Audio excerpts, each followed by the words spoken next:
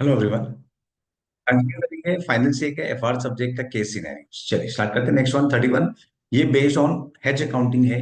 ये case scenario number 31। Hedge accounting different concept एक बार देख लेते हैं शांति से प्रॉपर्ली क्या है। देखिए, हेज अकाउंटिंग हम जब करते हैं तो नाम से पता चलता है कि हेज अकाउंटिंग मतलब कंपनी ने अगर कोई ट्रांजैक्शन किया है या करने वाला है जिसपे फॉरेन एक्सचेंज का इम्पैक्ट आने वाला है, तो कंपनी उसके हेज अकाउंटिंग कर सकता है। ओके, ये एक ऑप्शनल अकाउंटिंग होता है जहां पे तीन तरीके के हेज अकाउंटिंग है। तीन तरीके के हेज अकाउंटिंग है। पहला, कैश फ्लो। One second. हाँ, तीन तरीके के हेज अकाउंटिंग है। एक है कैश फ्लो हेज, एक है fair value hedge, fair value hedge, और तीसरा है foreign operation hedge. Fair value hedge कब होता है? जब हमारे पास ऑलरेडी कोई एसेट है जिसका जो फॉरेन करेंसी से कनेक्टेड है, इन द सेंस कि फॉरेन करेंसी के फॉरेन एक्सचेंज रेट चेंज होंगे तो उस एसेट के वैल्यू बढ़ेंगे या गिरेंगे, तो उसका लॉस प्रोटेक्ट करने के लिए हम फेयर वैल्यू हेज करते हैं। जो हेजिंग करेंगे उसको फेयर वैल्यू हेज बोलेंगे। कैश फ्लो हेज वो होता है कि जब फ्यूचर में कोई कैश फ्लो होने वाला है, फ्यूचर में मतलब से 4 महीने बाद, 6 महीने बाद कुछ कैश आने वाला है या जाने वाला है इन फॉरेन करेंसी, तो उस फॉरेन करेंसी, वो फॉरेन करेंसी आने वाला है या जाने वाला है, तो एक्सचेंज रेट चेंज होने से उस कैश फ्लो पे इंपैक्ट होगा, तो मुझे प्रॉफिट होगा या लॉस होगा। तो उस लॉस को रोकने के लिए जो हम हेज करते हैं, that is cash flow hedge. और ये प्रेजेंट क्वेश्चन जो है वो कैश फ्लो हेज पे ही है। चलिए आते हैं इस पे। केस सिनेरियो नंबर 31, जहां पे हमें कैश फ्लो हेज करना है। इस क्वेश्चन में क्या हो रहा है, हम कुछ एसेट परचेज करने वाले हैं आफ्टर 6 मंथ्स, और आज हमने ऑर्डर बुक किया है। चलिए रीड करते हैं। On 1 October to X1, Skywalk Limited signed a contract to purchase a machine from a supplier on 31st March X2। मतलब क्या हुआ है, हमने 1 अक्टूबर को कॉन्ट्रैक्ट किया है, 1 अक्टूबर X1, कि हम 31 मार्च X2 पे हम मशीन परचेज करेंगे। यहाँ पे हमने सिर्फ एक कॉन्ट्रैक्ट किया है, ऑर्डर दिया है, और एक्चुअल डिलीवरी, एक्चुअल परचेज यहाँ पे होगा। एक्चुअल डिलीवरी और परचेज 31 मार्च पे होगा। The purchase price of the machine payable in cash on 31 March X2 was 2 million USD। मतलब अल्टीमेटली हमें 2 million USD पे करना है। अब देखिए, हमें 6 महीने बाद यूएसडी पे करना है, तो वहां पे लॉस हो सकता है। तो उस लॉस को प्रोटेक्ट करने के लिए हम कुछ हेजिंग में जाएंगे जिसको हम बोलते हैं कैश फ्लो हेज। क्योंकि फ्यूचर में कैश फ्लो होने वाला है, तो उस फ्यूचर के कैश फ्लो को लॉस, फ्यूचर के कैश फ्लो के लॉस को रोकने के लिए हम जो हेजिंग करेंगे उसको हम बोलते हैं cash flow hedge. Cash flow hedge. On 1 October X1, Skywalk entered into a forward contract to purchase 2 million USD on 31st March for 140 million। देखिए, एक स्पॉट होता है, एक फॉरवर्ड होता है। इसमें हमने इसी डेट पे 1 अक्टूबर को हमने एक फॉरवर्ड कॉन्ट्रैक्ट किया कि 31 मार्च को मैं 140 मिलियन रुपीज में परचेज करूंगा। 140 मिलियन रुपीज में हम कुछ परचेज करेंगे, हम डॉलर परचेज करेंगे। ये हमने एक फॉरवर्ड कॉन्ट्रैक्ट ऑलरेडी बुक कर दिया। Fine. On 31 December a contract two by, ये कब की बात हो रही है? On 31 December a contract two by 2 million USD, 2 million USD on 31st March X2 would have required a payment of 150 million. इसका मतलब अगर मैं 31 दिसंबर को कोई कॉन्ट्रैक्ट करता, यही कॉन्ट्रैक्ट अगर मैं 31 दिसंबर को करता, तो मुझे तो मुझे 150 मिलियन पे करना होता, तो मुझे 150 मिलियन पे करना होता, ये क्वेश्चन बोल रहा है। फाइन। सेम कॉन्ट्रैक्ट अगर मैं 31 दिसंबर को करता तो उसका वैल्यू 150 मिलियन हो गया। On 31 March X2 the exchange rate was 70। यहाँ पे जो स्पॉट रेट है वो 70 हो चुका है। Okay. The forward rate was settled by the other party making a payment of 15 million to sky walk on that date. तो नेट हमें 15 मिलियन मिला है, मतलब इतना हमें फायदा हुआ है। Okay. Skywalk estimated that the useful economic life of the machine was 5 years from 31/3 X2 with no residual value। Skywalk Limited uses hedge accounting whenever permitted by India's 109. The currency contract fully complies with criteria and conditions for hedge accounting as set out in India's 109. Fine. Company hedge accounting use कर रहा है. अब हम आगे देखते हैं क्या होगा.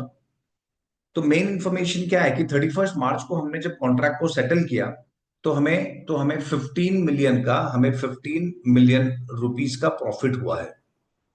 इतना प्रॉफिट हुआ है सेटलमेंट में. चलिए अब सब स्टार्ट करते हैं. अब तक तो हमने सिर्फ खाली क्वेश्चन ही पढ़ के समझने का ट्राई किया था. तो अब हम देखेंगे तो हमने 1 अक्टूबर को, अगर हम यहाँ पे देखेंगे, सी, अगर मैं फिर से एक टाइमलाइन रेडी करूं, तो 1 अक्टूबर को हमने कॉन्ट्रैक्ट किया और उसी डेट पे हमने एक फॉरवर्ड बुक किया 140 मिलियन पे, 140 मिलियन रुपीस में, ये रुपीस है, 140 मिलियन रुपीस में हमने कॉन्ट्रैक्ट फॉरवर्ड बुक किया. हमने एक फॉरवर्ड बुक किया. फिर 31 दिसंबर को अगर आते हैं, 31 दिसंबर तो यहाँ पे क्या हुआ, इस फॉरवर्ड कॉन्ट्रैक्ट का वर्थ 150 मिलियन हो गया है. तो फॉरवर्ड में मुझे प्रॉफिट हो रहा है कि लॉस हो रहा है, तो ऑब्वियसली यहाँ पे मुझे 10 मिलियन रुपीस का प्रॉफिट हो रहा है. कैसे? जो फॉरवर्ड मैंने 140 मिलियन में बुक किया है, मतलब मैं डॉलर खरीदूंगा, मैं $2 मिलियन खरीदूंगा 140 रुपीस में, 140 मिलियन रुपीस में. ऐसा मैंने एक फॉरवर्ड बुक किया और आज 31 दिसंबर को उस फॉरवर्ड का वैल्यू 150 हो गया. मतलब अगर आज करता तो 150 होता, तो मुझे मेरा 10 मिलियन सेव हो गया है और ये मेरा फॉरवर्ड का फेयर वैल्यू है. उसमें profit, profit in short, short में बोलूं तो प्रॉफिट, और वो फॉरवर्ड का फेयर वैल्यू हो जाता है.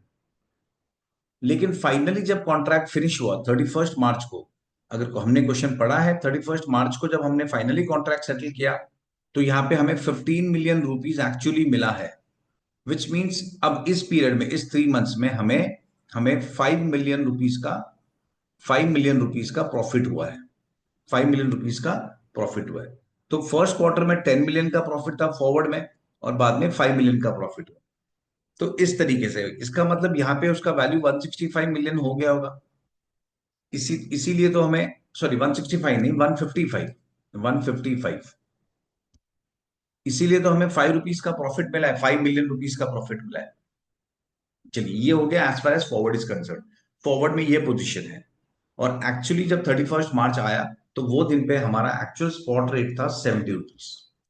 चलिए विद दिस इंफॉर्मेशन स्टार्ट करते हैं क्या क्या एंट्रीज पास होगा ऑन डिफरेंट डिफरेंट डेट्स. चलिए अब मैं यहाँ पे आता हूँ. सबसे पहले हम एंट्री पास करेंगे ऑन 1 अक्टूबर जब हमने कॉन्ट्रैक्ट किया. तो देखिए अब मैं इसे दो पार्ट में डिवाइड करूंगा. एक जो हमारा एक्चुअल मशीनरी का कॉन्ट्रैक्ट है, एक्चुअल मशीनरी, और दूसरा जो हमने फॉरवर्ड किया है जिसे हम डेरिवेटिव बोलते हैं, जो हमने फॉरवर्ड कॉन्ट्रैक्ट किया है जो हमारा डेरिवेटिव है.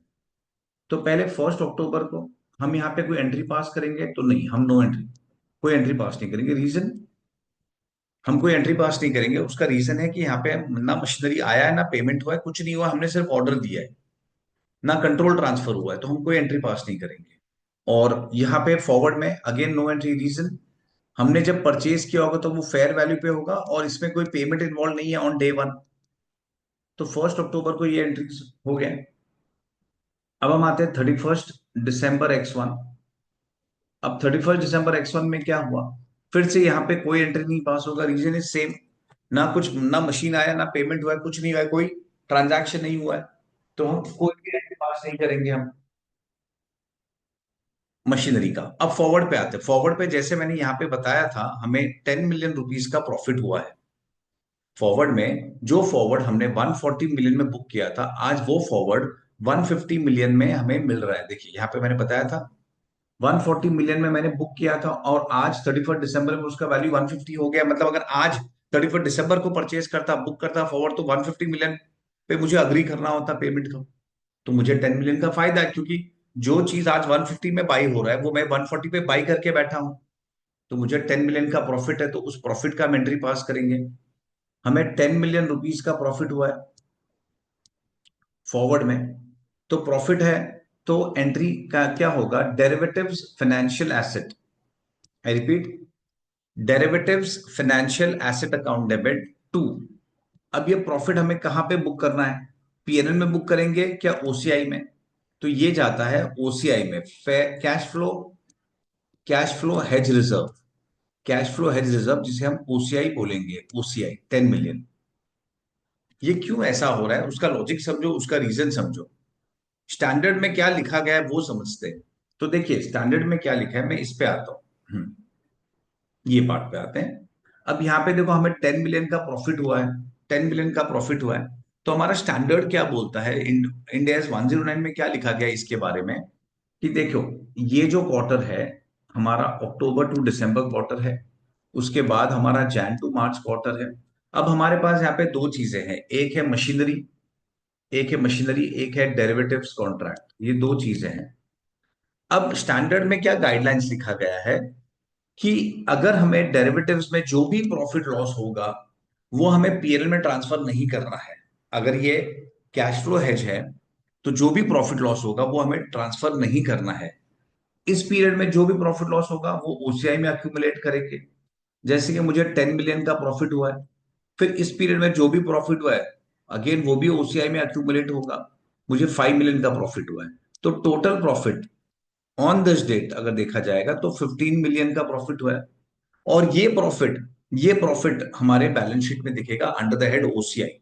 तो ये ओसीआई में दिखेगा, और एट द एंड ये ओसीआई को हमें क्या करना है, इसे अगर हम नॉन फाइनेंशियल एसेट परचेज कर रहे हैं जैसे कि मशीनरी, तो हमें उस प्रॉफिट को मशीनरी के कॉस्ट से लेस करना है।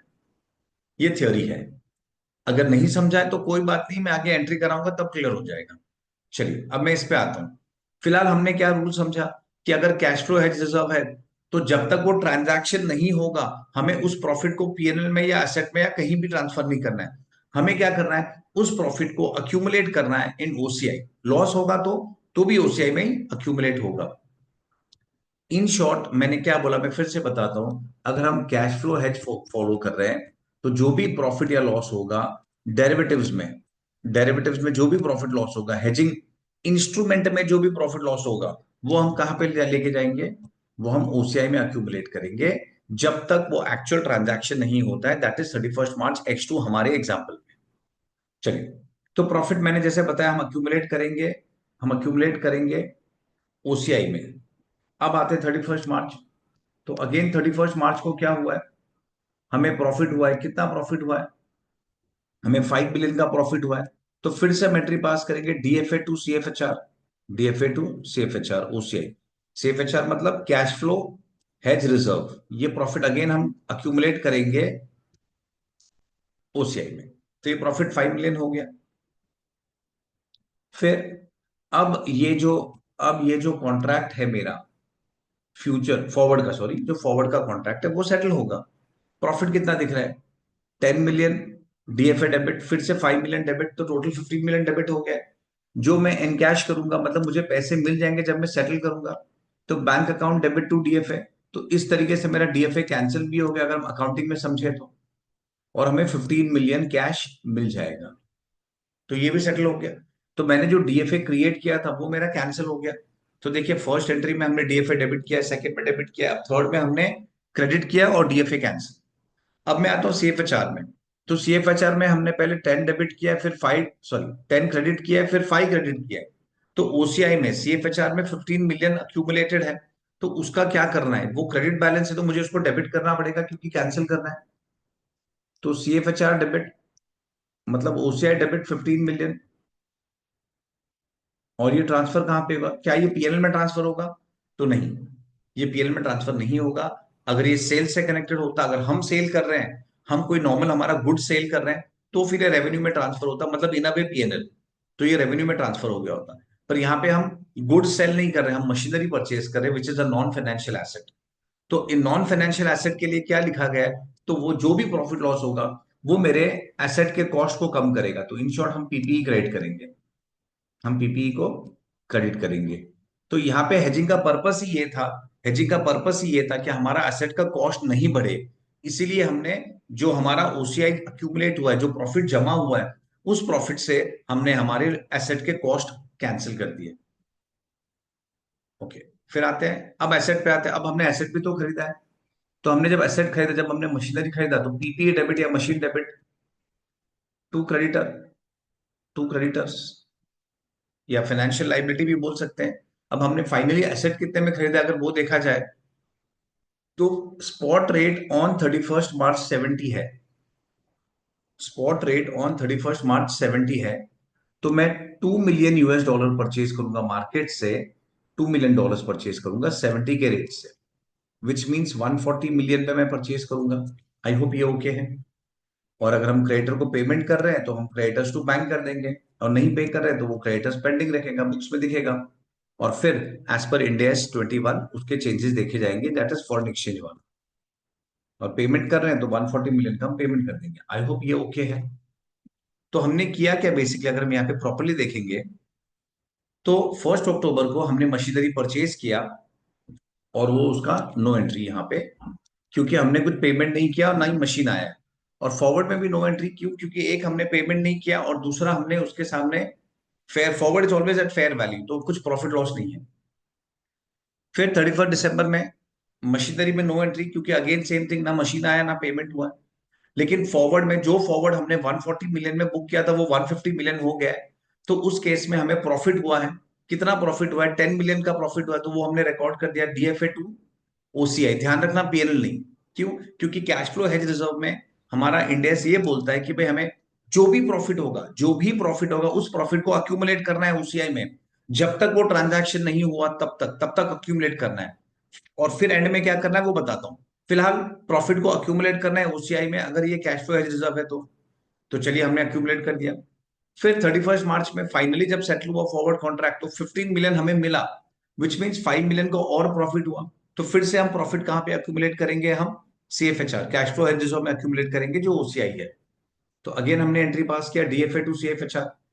अब अगर हम देखेंगे तो हमारे अब हम देखेंगे तो हमारे डीएफए में कितना डेबिट हुआ है। यहाँ पे डीएफए में डेबिट हुआ है 10 मिलियन, और यहाँ पे डेबिट हुआ है 5 मिलियन, तो टोटल 15 मिलियन डेबिट हो गया है।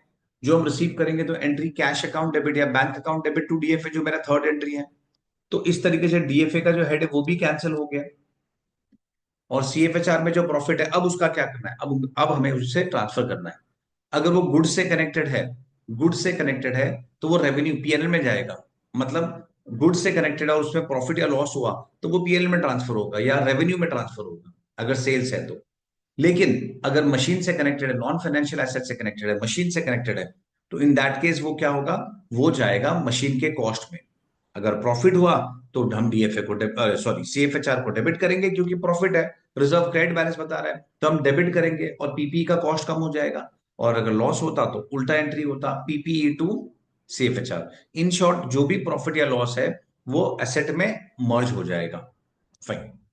और फिर जब एक्चुअली हम एसेट परचेज कर रहे हैं तो यहाँ पे जो हमारा ट्रांजैक्शन है, ये main transaction entry, PP two creditors और फिर क्रेडिटर्स टू बैंक। और अमाउंट कितना आएगा? उस दिन पे रेट चल रहा है 70, तो $2 मिलियन इंटू 70, मतलब 140 मिलियन का हम $2 मिलियन इंटू 70, ये 70 रेट दिया था क्वेश्चन में कि 31 मार्च को वो रेट चल रहा है 70।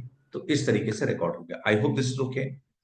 अब इसी चीज को अगर हम बैलेंस शीट के एंगल से थोड़ा सा देखेंगे, इसी चीज को अगर हम बैलेंस शीट के एंगल से देखते हैं, तो हमने क्या किया सबसे पहले फर्स्ट डे हमने कुछ एंट्री नहीं पास किया 1 अक्टूबर को। फिर 31 मार्च को हमारे पास प्रॉफिट आया तो हमने एंट्री किया डीएफए अकाउंट डेबिट 10 मिलियन। हमें 10 मिलियन का प्रॉफिट हुआ और सामने रिजर्व आया OCI. CFHR, cash flow hedge reserve हमने क्रिएट किया। Cash flow, 1 second.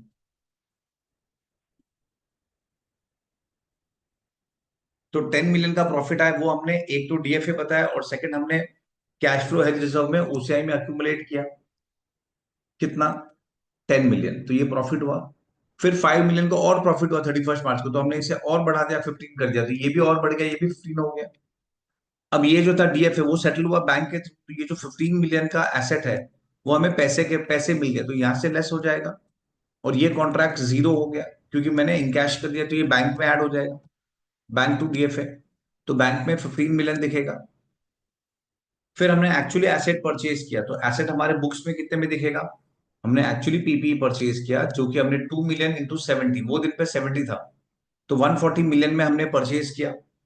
और ऑब्वियसली इसका सेकंड इफेक्ट बैंक में से माइनस होगा, मतलब ये बैंक है वहां से 140 मिलियन माइनस होगा।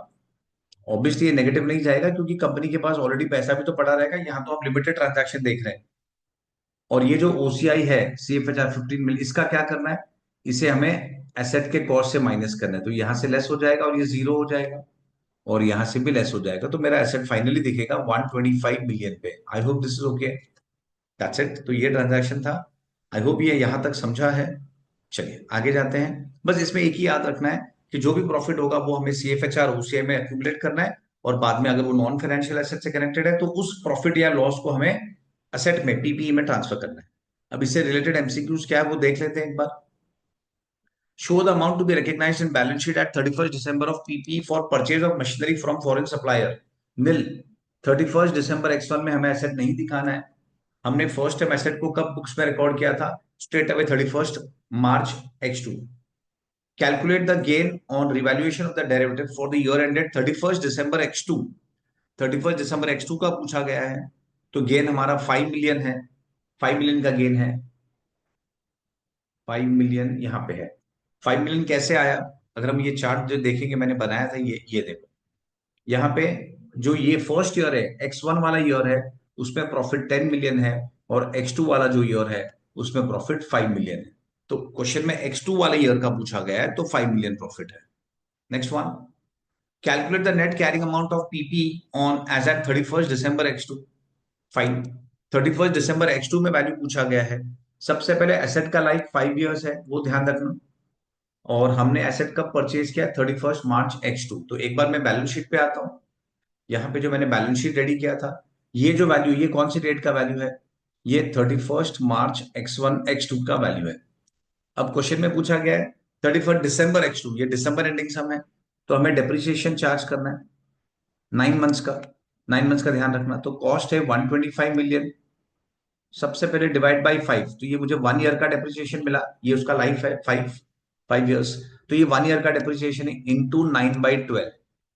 तो 125 divide by 5 into 9 divide by 12, तो 18.75 ये हो गया मेरा डेप्रिसिएशन। 18.75, इसे माइनस करेंगे तो वैल्यू आ गया 106.25 मिलियन। तो ये है मेरे एसेट का value on 31st December, on 31st December X2, on 31st December X2, 106.25, 106.25। तो ये है हमारा एसेट का वैल्यू। एंड लास्ट में पूछा गया है, at what time the hedging instrument as derivative in this case is to be D recognised from books. हम hedging instrument that is derivatives को कब डी रिकॉग्नाइज करेंगे?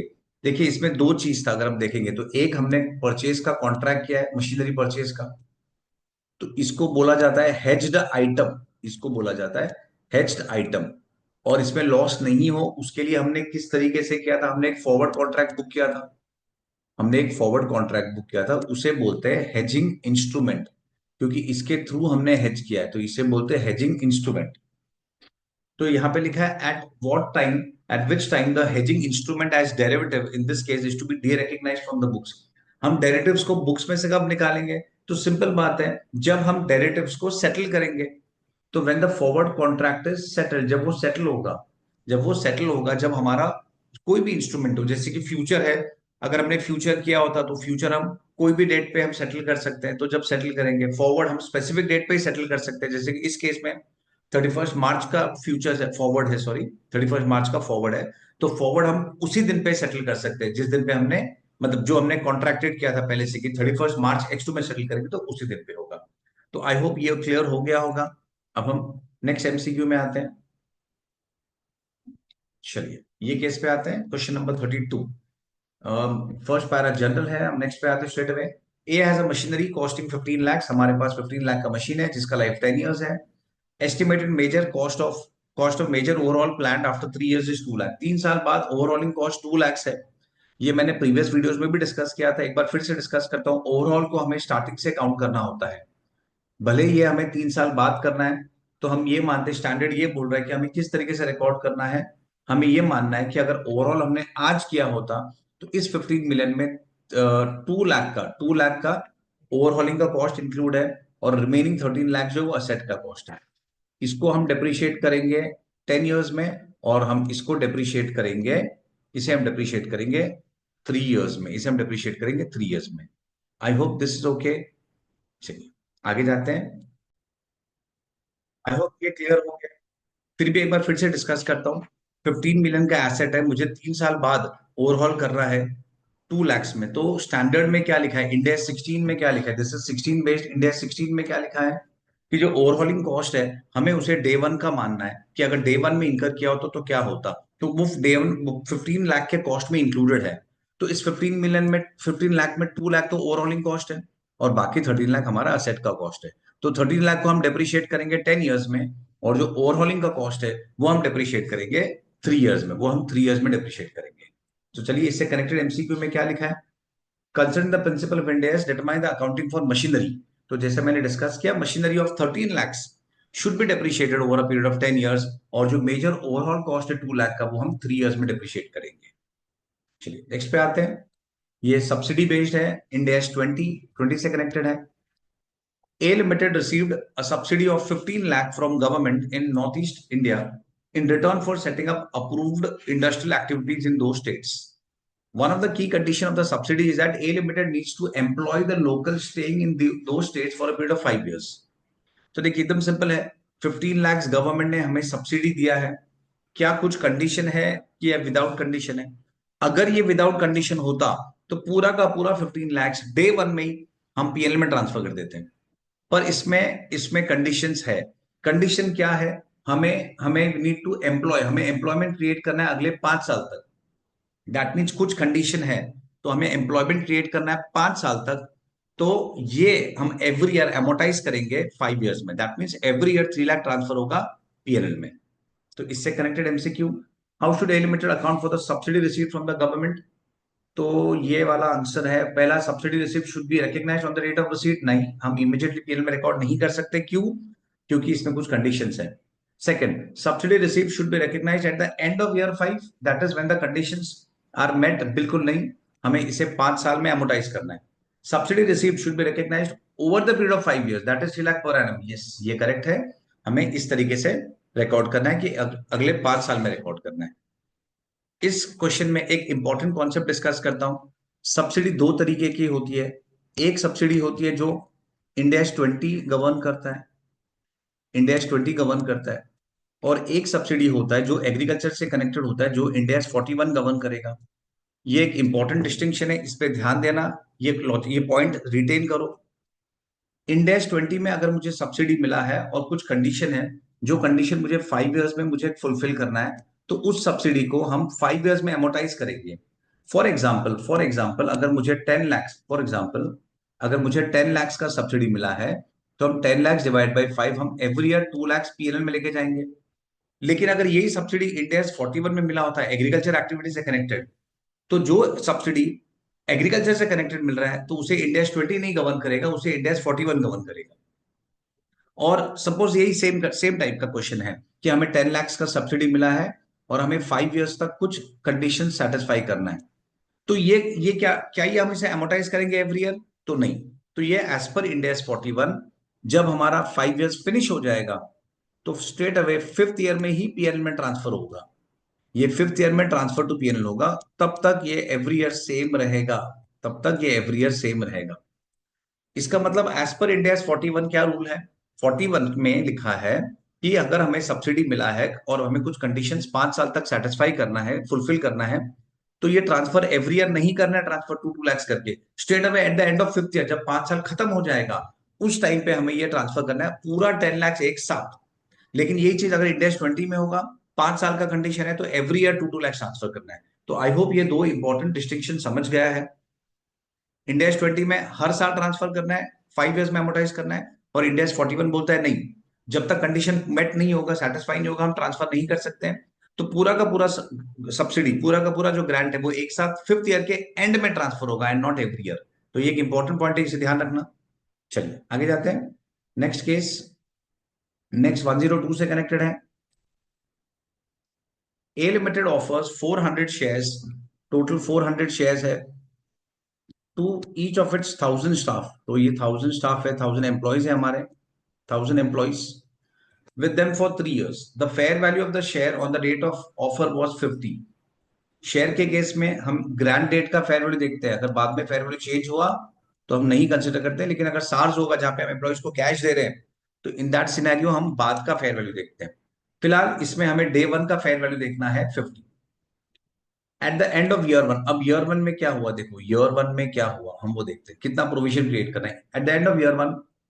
20 employees left and the entity estimates that total 25% of the employees at the beginning of the grant of shares will leave at the end of vesting period. Question में क्या लिखा है, हमारे पास total 400 employees है और हमें उन्हें 1000 शेयर्स देना है and what we are expecting कि ईयर वन में at the end of year one 20 employees have left. Total 4000 employees में से 1000 एम्प्लॉयज है, 400 तो नंबर ऑफ शेयर्स है, 1000 एम्प्लॉयज है. टोटल जो 1000 एम्प्लॉयज है उसमें से 20 एम्प्लॉयज ऑलरेडी निकल चुके हैं, वो लीव हो चुके हैं. 1000 में से 20 एम्प्लॉयज लीव हो चुके हैं and we are estimating that total of, ये लाइन प्रॉपर्ली पढ़ो, total 25% of the employees at the beginning of the grant of shares will leave at the end of the vesting period. कि total 25% employees leave होने वाले by the end of third year. By the end of third year total 25% employees leave होने वाले. तो हम 25% minus करेंगे, 1000 का 25% मतलब 250 एम्प्लॉयज लीव होंगे. तो which means we are expecting कि थर्ड ईयर के एंड में जब वेस्टिंग पीरियड फिनिश होगा हमारे पास 750 एम्प्लॉयज होंगे. अच्छा, तो व्हाट अबाउट 20 स्टूडेंट्स का डाउट इसमें है कि भाई ये 20 एम्प्लॉयज का क्या जो निकल चुके हैं. तो ये जो 20 एम्प्लॉयज है ये 250 में ऑलरेडी इंक्लूडेड है, ये जो 250 है उसमें इंक्लूडेड है. क्योंकि क्वेश्चन में क्या लिखा है, क्वेश्चन में क्या लिखा है प्रॉपर्ली पढ़ो. अच्छा, बच्चों का डाउट क्या होता है, सर हम ऐसा क्यों नहीं करेंगे कि 1000 एम्प्लॉयज है, अब उसमें से 20 गए तो बैलेंस बचे 980, अब 980 में से 25% जाएंगे तो वो माइनस करो. नहीं, क्वेश्चन में इंस्ट्रक्शन से समझेगा. ऐसा सिनेरियो भी हो सकता है, ऐसा सिनेरियो भी हो सकता है, पर ये पूरा इंस्ट्रक्शन बेस्ड है. अगर लिखा होता कि भाई 25% जो है वो ईयर वन के एंड में जो एम्प्लॉयज है उसका 25% निकलने वाले हैं, तो फिर ये वाला केस राइट होता. पर यहाँ पे लिखा गया है कि 25% of the employees at the beginning, ये इंपॉर्टेंट है, बिगिनिंग ऑफ द ग्रांट, मतलब डे वन पे जो एम्प्लॉयज है टोटल 3 साल में उसके 25% लीव होंगे. और वो जो 20 लीव हो चुके हैं वो ऑलरेडी इसमें इंक्लूडेड है, 250 में इंक्लूड है. आई होप ये पॉइंट समझ गया. इस क्वेश्चन में यही इंपॉर्टेंट पॉइंट है. तो अब हमारे पास 740 एम्प्लॉयज है, हर एक एम्प्लॉयज को हम 400 शेयर्स देंगे इंटू 50. फेयर वैल्यू हमारा 50 है, फेयर वैल्यू हमारा 50 है और इसको हमें 3 इयर्स में एमोटाइज करना है, 3 इयर्स में प्रोविजन करना है. तो 750 employees into 400 into 50 divide by 3, तो 50 लैक्स का प्रोविजन हमें क्रिएट करना. आई होप ये ओके है ईयर वन. अब हम ईयर टू में आते हैं, देखते हैं क्या पोजीशन है ईयर टू में. During the second year further 20 employees और 20 employee left and the entity further revises its estimate of total departure. Total departure read करो प्रॉपर्ली क्या लिखा है. Total departure over the vesting period, over the vesting period from 25 to 28, मतलब हम estimate कर रहे हैं कि अब 25 टू 28% एम्प्लॉय जाएंगे.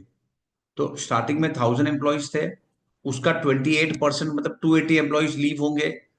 और जो एक्चुअल 20 लीव हुए फर्स्ट ईयर में और 22nd ईयर में वो 280 में इंक्लूडेड है. कैसे पता चल रहा है, क्योंकि यहाँ पे लिखा है total departure over the vesting period. Over the vesting period ये नहीं बोला है रिमेनिंग ईयर्स, थर्ड ईयर नहीं बोला है, ओवर द वेस्टिंग पीरियड मतलब वो 3 साल का टोटल है. तो 280 में तीनों साल का आ चुका है. इंटू 400 शेयर हर एक पर्सन को, इंटू फेयर वैल्यू 50. और अब हमें 2 साल का प्रोविजन क्रिएट करना है, तो इंटू 2/3. ये टोटल प्रोविजन है 2 साल का, उसमें से 50 लैक्स का प्रोविजन तो ऑलरेडी हो चुका है. तो अब हमें कितना प्रोविजन क्रिएट करना है, 720 employees into 400 into 50 into 2 divide by 3 minus 50 lakhs. तो हमें 46 लैक्स का प्रोविजन क्रिएट करना है सेकेंड ईयर. और थर्ड ईयर में हम क्या प्रोविजन क्रिएट करेंगे, थर्ड ईयर का प्रोविजन है, थर्ड ईयर का provision during third year further 20 employees left. अभी एक्चुअल और 20 एम्प्लॉयज छोड़ के चले गए. तो अब हम 1000 थे हमारे पास, फर्स्ट ईयर में 20 गए, सेकेंड ईयर में भी 20 गए और थर्ड ईयर में भी 20 गए. तो अब हमारे पास 940 एम्प्लॉयज है, हर एक को 400 शेयर्स देना है इंटू 50, इंटू 50 फेयर वैल्यू है इंटू 3/3 क्योंकि अभी हमें 3 साल का करना है, माइनस माइनस जो हमने पहले का प्रोविजन क्रिएट किया है. और पहले का प्रोविजन कितना क्रिएट किया हमने, 50 प्लस 46, 96 लैक्स का प्रोविजन ऑलरेडी हम क्रिएट करके बैठे हैं. तो अब हमें प्रोविजन कितना क्रिएट करें, 940 employees into 400 into 50 into 3/3 minus 96 lakhs. तो टोटल हमें 92 लैक्स का प्रोविजन क्रिएट करना है थर्ड ईयर. तो इन शॉर्ट प्रोविजन कितना होगा, 50 lakhs, 46 lakhs and 92 lakhs, 3 different years में 50, 46 एंड 92. ये थर्ड ऑप्शन हमारा है. फाइन, आई होप ये भी समझ गया होगा। आगे के केस सिनेरियोस नेक्स्ट वीडियो में कवर करूंगा। चलिए बाय। स्पेशली केस सिनेरियो 31 पे ध्यान देना, वो इंपॉर्टेंट क्वेश्चन है। Okay bye.